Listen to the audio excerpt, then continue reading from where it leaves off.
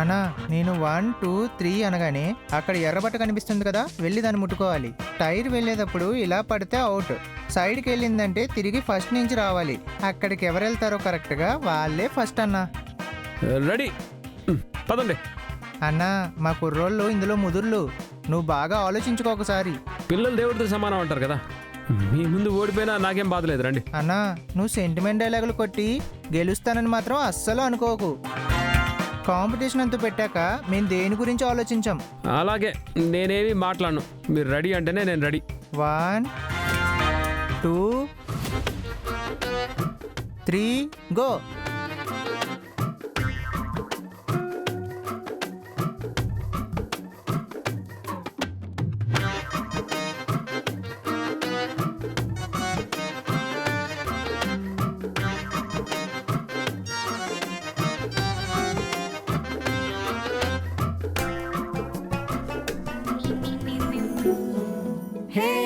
ఏంటి చెప్పు, కరెక్ట్ గా నడిపానా? ఎవరు గెలిచారు? అన్నా సూపర్ అన్నా, నువ్వే విన్ను. చాలు చాలు చాలు చాలు, నేనే గెలిచాను కదా, ఏది నా ప్రైజ్? అన్నా ఇది ఫస్ట్ రౌండ్ అంతే అన్నా, సెకండ్ రౌండ్ ఉంది. ఇంకో రౌండా? ఏంటది?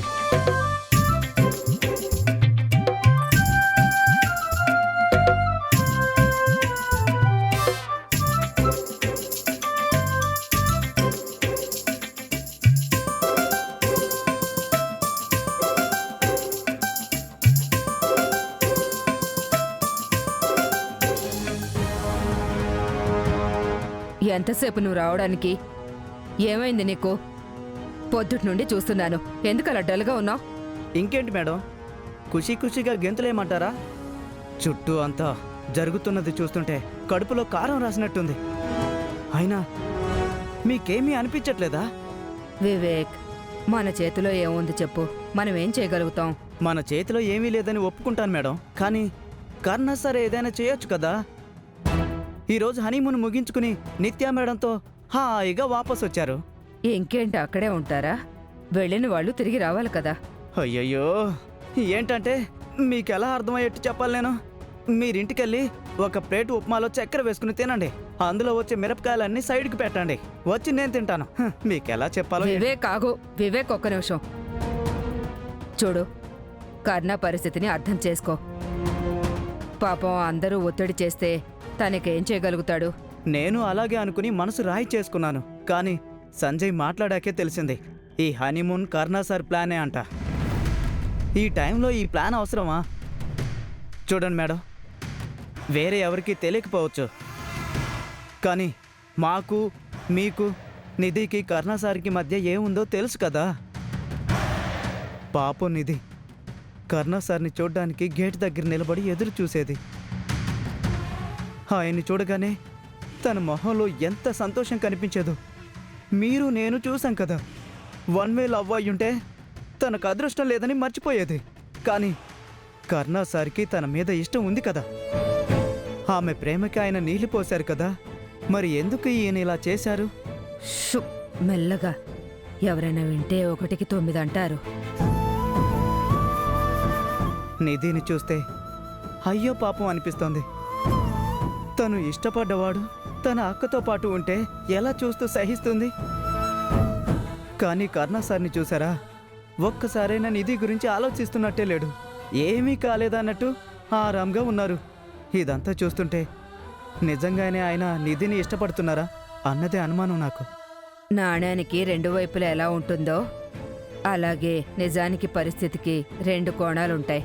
కర్ణా స్థానంలో ఉండి నువ్వు ఆలోచించు. పాపం తనకెంత కష్టంగా ఉందో. కష్టం ఉంటే కనిపించాలి మేడం, అలా ఎవరి గురించి దేని గురించి కేర్ చేయనట్టు ఎందుకుండాలి? ఆయన వల్ల పాపం నిధి కష్టపడ్డం కరెక్టా?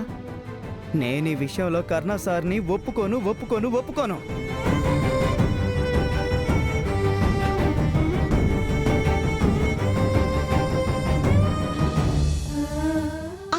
కోల్పోవాలని నా నుదుటిన రాసావా కృష్ణ?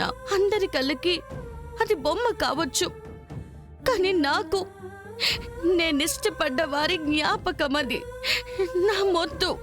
అది కోల్పోయిన నేను ఎలా ఉండాలి కృష్ణ?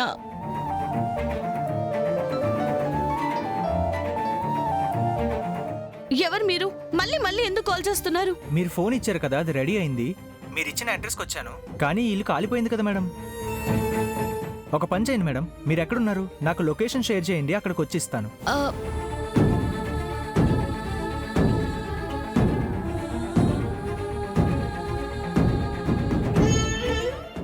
సారీ సార్, నేను ఇప్పుడే లొకేషన్ షేర్ చేస్తాను, మీరు అక్కడికి రండి. Okay madam.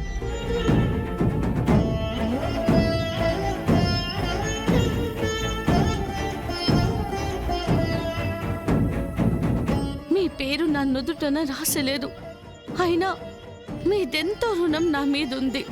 తీరుస్తాను, ఒక్కొక్కటి తీర్చడానికైనా ప్రయత్నిస్తాను.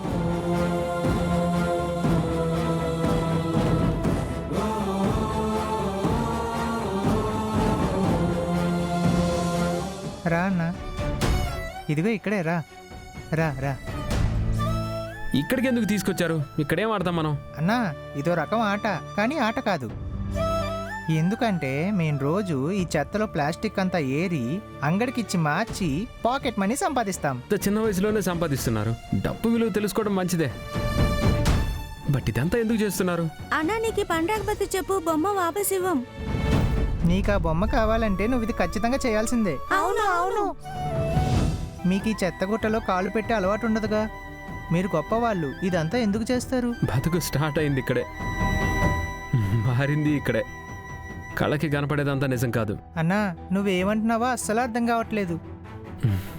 సరే, ఏం చేయాలో చెప్పండి, పూర్తి చేస్తాను నేను.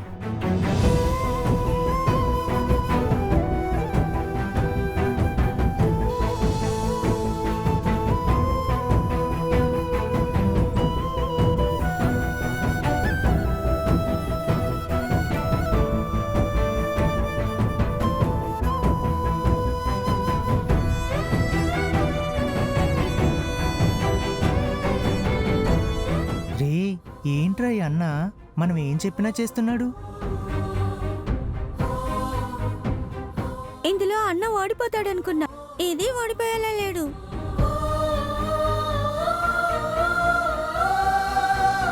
ఏ, నువ్వు బొమ్మ ఎత్తుకురారా పో.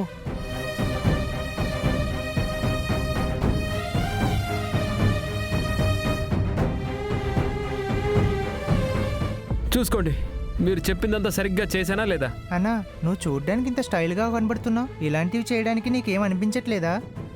మనం చేస్తున్న ప్రతి పనిలో దేవుణ్ణి చూస్తే ప్రతి దానిలో ఆయన కనిపిస్తాడు. అన్ని పనుల్ని గౌరవించాలి. అది సరే, నేను చేశానని అందరూ చదువు మానుకొని ఇదే చేయకండి.